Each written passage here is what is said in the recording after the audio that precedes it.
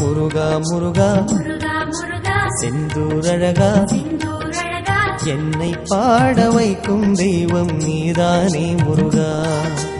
அமரோர் தலைவா அறுபடை அழகா என் சிந்தை என்னும் அரியணை ஏறும் ஞானம் நீ முருகா.